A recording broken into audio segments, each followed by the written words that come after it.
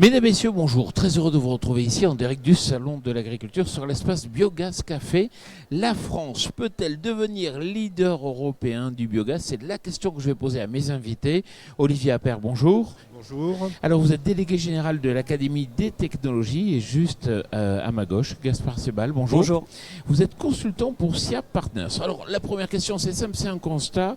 Est-ce que la France est leader ou pas? Je crois qu'on n'est pas leader, malheureusement. Malheureusement, la France n'est pas leader. Le leader incontestable, c'est l'Allemagne, mais il y a en Grande-Bretagne, aux Pays-Bas, la France en 2017 produisait autant que la Suisse, mais il y a une croissance forte. D'accord. Effectivement, c'est un marché qui est récent et qui se développe. Gaspard Sebal, pourquoi la France n'est pas leader? Alors, je dirais deux éléments. Le premier, c'est que finalement, produire du biogaz, c'est toujours plus cher que du gaz naturel fossile. Donc, ça dépend toujours à un instant T d'une volonté politique, de développer cette énergie. Le deuxième élément, par rapport à l'Allemagne, par exemple, qui est le leader incontesté du marché, c'est la moitié à peu près aujourd'hui du marché européen, c'est que l'Allemagne a choisi de se développer sur les cultures énergétiques, c'est-à-dire des cultures dédiées qui vont venir alimenter les méthaniseurs, chose que la France s'est refusée à faire, en fixant par exemple en 2015 un taux maximum de ces cultures énergétiques de 15% dans les méthaniseurs. Donc c'est à la fois une décision politique et à la fois une décision finalement de vers quelle trajectoire aller pour la filière que la France n'a pas voulu suivre et qui fait qu'aujourd'hui l'Allemagne est devant. Olivier Appert, il faut le dire, c'est vrai que la France n'a pas toujours eu une politique énergétique très claire, très déterminée. Le gaz a du mal à trouver sa place dans la politique énergétique française. Et donc le biogaz aussi subit quand même ce manque d'intérêt au niveau de la politique énergétique. Quand on regarde les coûts de production du biogaz, c'est quand même 4 fois supérieur ou 3 ou 4 fois supérieur au coût du gaz venant d'origine du pétrole.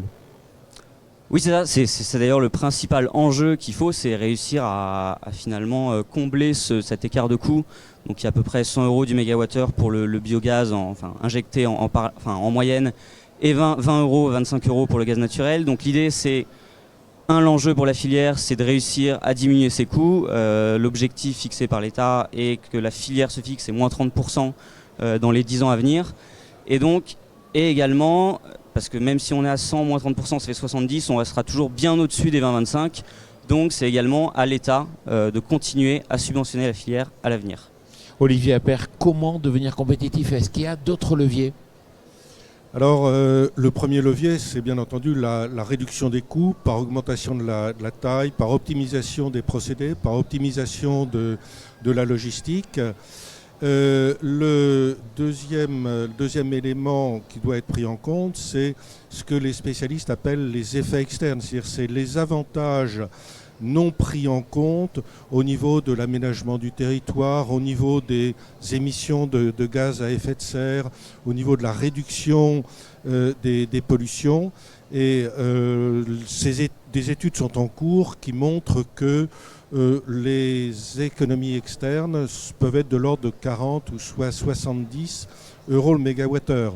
Et donc ça justifie des subventions. Ce n'est pas des subventions à fond perdu, mais ce seraient des subventions qui sont basées sur des avantages connexes du développement de la méthanisation. Alors quand Olivier Appert parle de tous ces avantages connexes, on peut se dire qu'il y a un intérêt à mettre en avant plutôt l'aspect territorial de la production de biogaz. Est-ce que justement dans le futur on aura peut-être un biogaz produit en France par rapport à une matière première neutre et interchangeable? Alors je dirais deux choses, c'est très vrai, l'idée que demain le biogaz produit localement soit consommé localement, c'est quelque chose vers lequel on va, en tout cas via les lois françaises. La loi énergie-climat va clairement dans ce sens l'année dernière.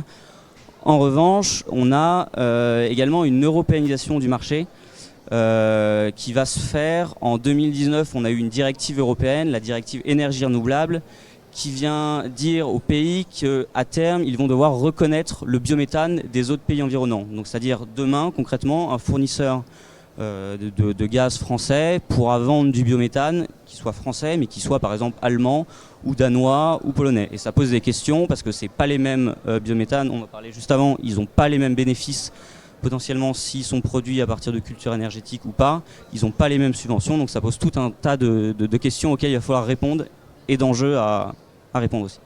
Débat à suite, donc. Oui, Olivier. Oui, il y a un enjeu qui est quand même très important dont il faut parler ici au Salon de l'Agriculture, c'est l'enjeu des ressources.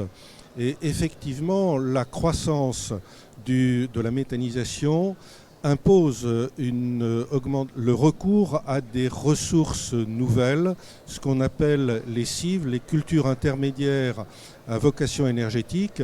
Ce sont des cultures qui ne sont pas en concurrence avec les usages alimentaires, qui peuvent représenter, d'après les simulations qu'on a faites, en 2040, de l'ordre de 40% de l'approvisionnement de ces méthaniseurs. Et là, ça suppose quand même un changement des pratiques culturales. Et donc, les agriculteurs là ont une opportunité, mais c'est aussi une contrainte pour eux. Donc c'est très clair, messieurs les agriculteurs, mesdames les agricultrices, il faut intégrer les cives, rentrer dans cette démarche de production. Il y a un véritable enjeu pour la production de biogaz en France. Olivier Appert, merci beaucoup. Gaspard Sebal, merci. Et puis surtout, merci à vous.